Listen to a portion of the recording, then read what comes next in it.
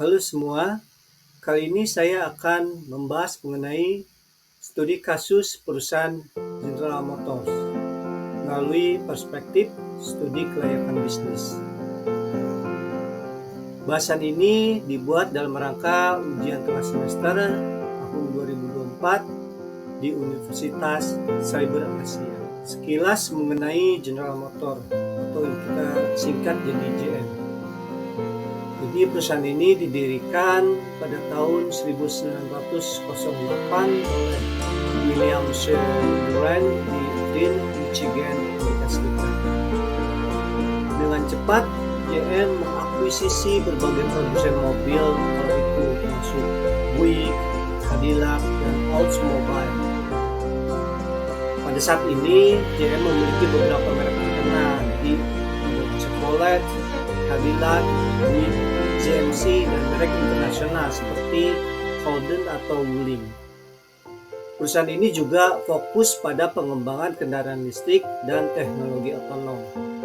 Jadi, teknologi otonom itu adalah teknologi self-driving car, yaitu di mana near pengemudi. Mereka mengandalkan teknologi AI untuk melakukan pengemudi di jalan raya. Saat ini, General Motors memiliki visi untuk menciptakan dunia dengan nol kecelakaan, nol emisi, dan nol kemacetan. Sedangkan misinya adalah untuk memimpin transformasi transportasi melalui inovasi teknologi produk yang berkualitas. Sejenak kita melihat mengenai sejarah perjalanan perusahaan itu sendiri. Jadi sejarah awalnya General Motors dimulai pada tahun 1892 di mana pada saat itu R.E. Olds mengubah pabrik mesin angkatan laut dan industri ayahnya menjadi Olds Motor Vehicle Company. Namun usaha tersebut tidak berjalan mulus. Tapi pada tahun 1895, kendaraan Olds dengan model pertama berkapasitas 4 tempat duduk berbahan bakar bensin sukses di pasaran. Olds kemudian membangun pabrik mobil pertamanya di Detroit, Amerika Serikat. Terus mobil pertama tersebut merupakan kendaraan mewah sehingga harganya sampai 1.200 US dollar. Sementara model kedua dijual dan diperuntukkan untuk kalangan menengah dengan harga yang relatif lebih murah yaitu 650 US dollar. Kedua kendaraan tersebut sukses di pasaran sehingga saat memasuki abad baru, Olds telah menjual lebih dari 1.400 unit mobil. Di saat yang sama, Cadillac yang dibangun oleh Henry Leland mantan pembalap Oldsmobile berdiri di Detroit pada tahun 1902. Lalu ada juga seorang insinyur bernama David Quick juga mendirikan pabriknya yang bernama Quick Motor Company di Detroit, Amerika.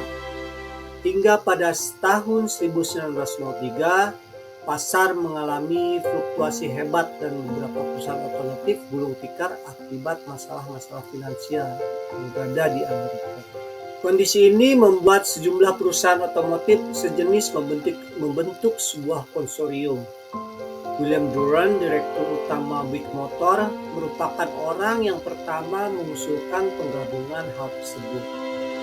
Nah, inilah yang kemudian menjadi momen kelahiran dari General Motors yang dilakukan antara Oldsmobile dan Buick Motor. Kemudian di tahun itu GM mendirikan pabriknya di Michigan, Amerika. Selanjutnya pada tahun 1909 perusahaan lain seperti Cadillac dan Pontiac bergabung dengan General Motors. Merger ini dengan cepat membuahkan hasil positif dari sisi keuangan untuk General Motors itu sendiri.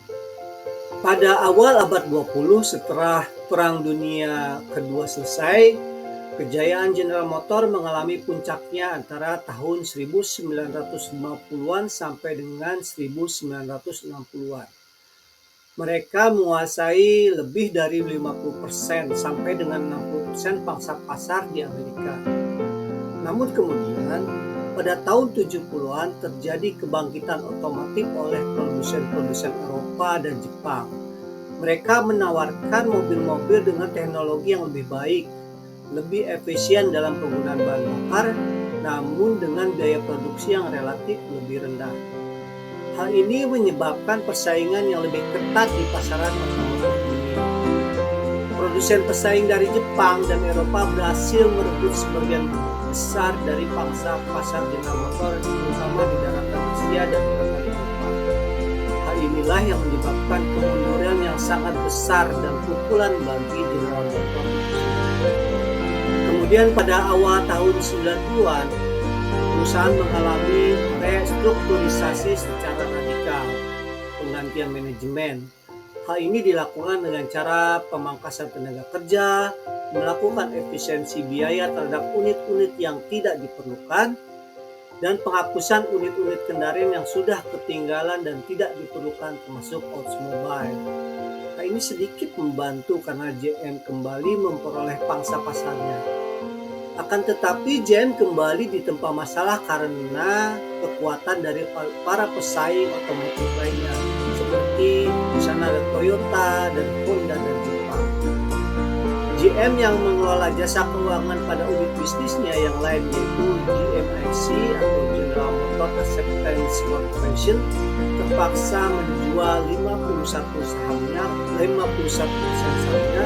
kepada Cerberus Capital Management sebagai langkah untuk mengembangkan bisnis perusahaan. Lalu puncaknya pada tahun 2008, pemerintah Amerika mengeluarkan kebijakan darurat untuk menyelamatkan industri otomotif yang mengalami keterpurukan menghadapi gempuran otomotif dari Eropa dan Jepang. Penyelamatan itu sebenarnya dilakukan tidak hanya General Motors saja, tetapi ada dua perusahaan besar lainnya yaitu Chrysler LLC dan Ford. Kemudian pada tahun 2009, General Motors mengajukan ke Pengadilan Negeri Amerika mengenai perlindungan kebangkrutan. Dalam hal ini, GM mengalami kerugian finansial sekitar 173 miliar US dollar. Hal ini menjadikan pengajuan kebangkrutan terbesar dalam sejarah Amerika Serikat.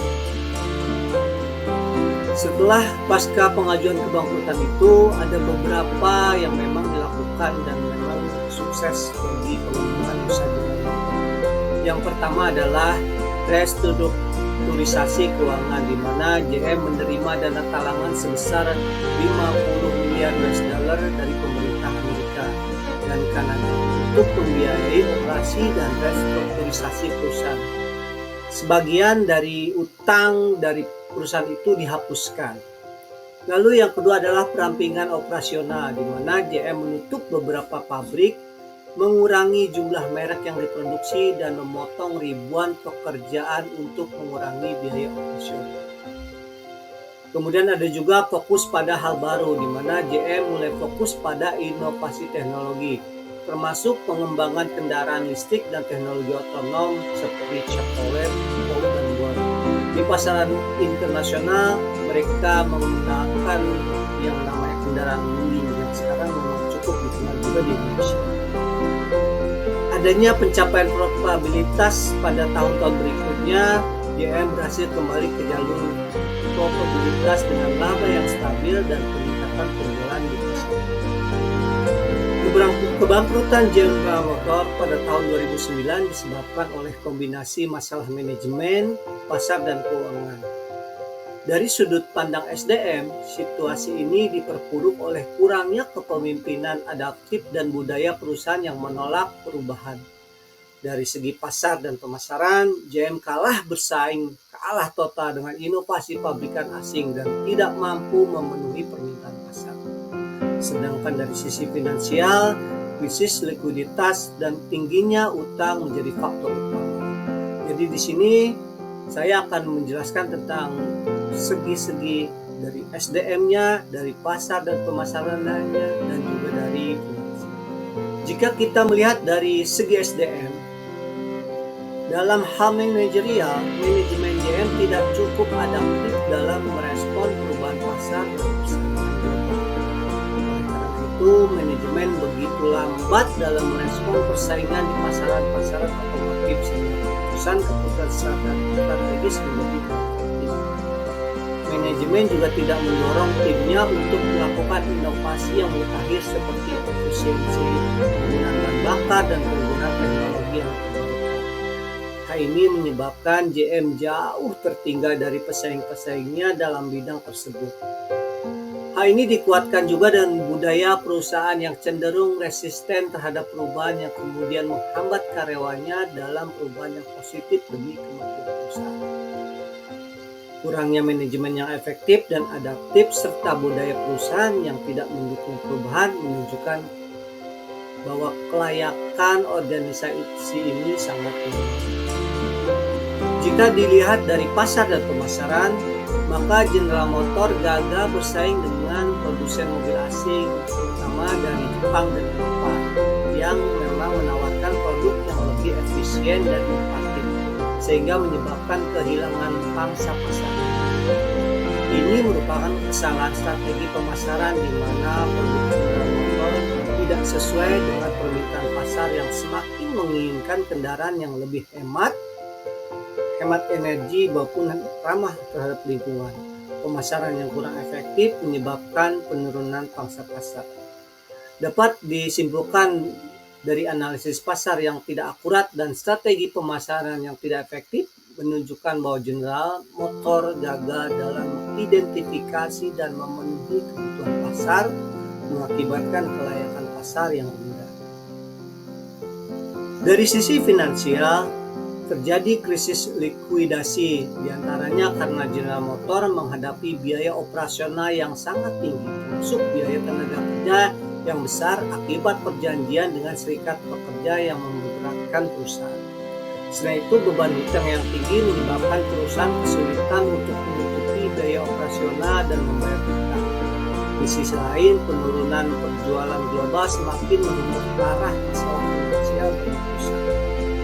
Jadi, tingginya utang dan krisis likuiditas menunjukkan kelayakan finansial yang sangat rendah, di mana terdapat ketidakmampuan untuk mengelola biaya dan menjaga arus kas yang sehat merupakan indikator utama kelayakan finansial yang sangat buruk.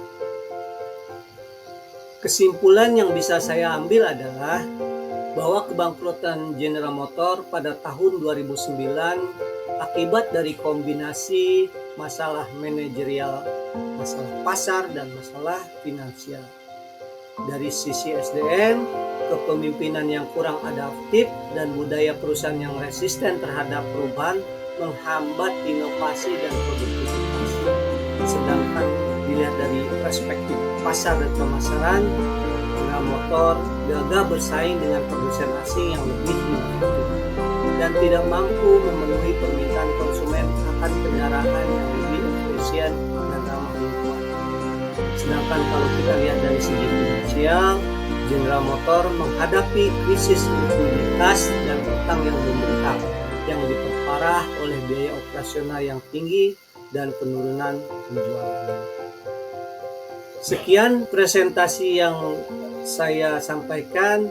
Jika Anda ingin berdiskusi lebih lanjut, bisa hubungi di Instagram @elvin.raksawijaya atau di email elvin@raksawijaya@gmail.com. Sampai jumpa lagi.